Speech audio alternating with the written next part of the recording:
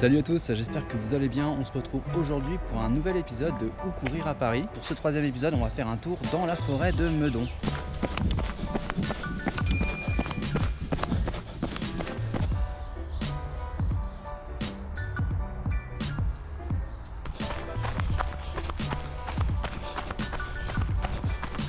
Je pense que beaucoup d'entre vous connaissent la forêt Meudon. C'est la forêt domaniale la plus proche de Paris. C'est plus de 1000 hectares de verdure et c'est aussi le terrain d'entraînement de beaucoup de trailers franciliens. C'est donc une forêt dans laquelle on peut vraiment bien s'amuser. On va faire un petit retour en arrière et s'imaginer quelques siècles en arrière, enfin quelques siècles, plutôt une vingtaine de siècles en arrière. Alors il faut savoir que cette forêt elle s'appelait la forêt de Rouvray et elle s'étendait de Saint-Denis à Saint-Cloud si je dis pas de bêtises. Au fil des siècles, cette grande forêt elle est modifiée par l'homme et elle est transformée en partie en terre agricole. Ensuite, au XVe siècle, elle appartient à l'Hôtel-Dieu de Paris. Puis au XVIIe siècle, la forêt elle est partagée entre les différents seigneurs, notamment la famille Letellier à Chaville et Servien à Meudon. Successivement, Abel Servien et le marquis de Louvois effectuent d'importants aménagements, comme le reboisement de la forêt ou l'agrandissement du réseau hydraulique pour alimenter les jardins du château de Meudon. Et en 1691, à la mort de Louvois, le domaine est racheté par le roi Louis XIV et donné à son fils Louis de France. En 1726, il est décidé de le rattacher à la couronne. Et pour finir, de la Révolution jusqu'à aujourd'hui, la forêt devient domaniale. Alors actuellement, je suis à côté du parc Pommier, qui est toujours fermé suite à la crise sanitaire. C'est juste à côté du point de départ d'une balade qui s'appelle la promenade des Trois Étangs.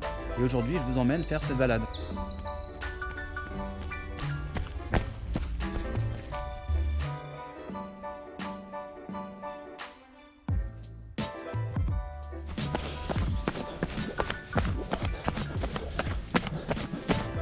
Si vous voulez la retrouver, je vous la mettrai en description. Donc on est parti tranquillement de la gare de Meudon.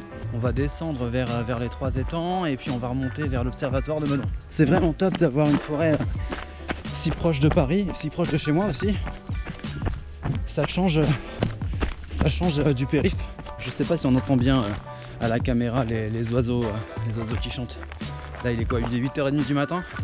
Il fait pas trop chaud, il n'y a pas trop de monde. Donc ça c'est vraiment top quoi. Du coup j'ai fait un petit détour, on est à l'étang de Trivaux.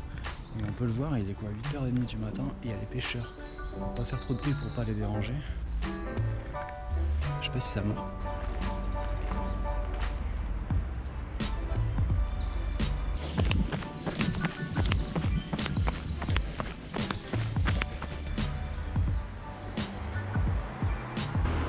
Alors derrière ce mur il y a le hangar Y et ce hangar Y il date du 19e siècle. C'est le premier hangar à dirigeable au monde et c'est un des seuls encore à exister aujourd'hui. Pour l'histoire, il a été édifié en 1878 pour l'exposition universelle et il a été remonté ici à Meudon. On peut le voir, il est très très grand, il fait 26 mètres de hauteur et 70 mètres de long. Et donc comme je vous l'ai dit, il abritait des dirigeables et il abritait le dirigeable La France qui a été le premier dirigeable à réussir le premier vol en circuit fermé en 1884. Donc ce hangar il a été fermé pendant 40 ans, il va devenir très prochainement un espace culturel dont une partie sera dédiée à l'histoire du dirigeable et à l'aéronautique.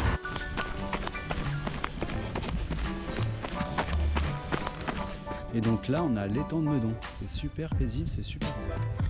On a envie de se poser.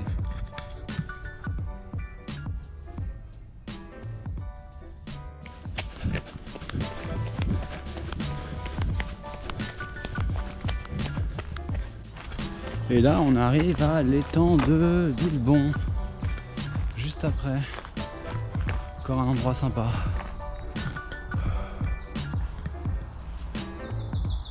Je me perds un peu parce que j'ai l'impression que du coup que la balade elle passe par des routes alors que finalement on pourrait passer directement dans la forêt, ça serait quand même plus agréable. Donc je me rallonge ou je coupe, je sais pas trop. Mais en tout cas je passe par la forêt pour éviter de prendre la route qui est juste à côté. Donc on se trouve maintenant devant l'observatoire de Meudon. Pour la petite histoire, en 1871, le Châteauneuf connaît un incendie. Donc il est laissé en ruine pendant quelques années et il est confié à un astronome qui fera construire un observatoire et qui sera rattaché bien plus tard à l'Observatoire de Paris.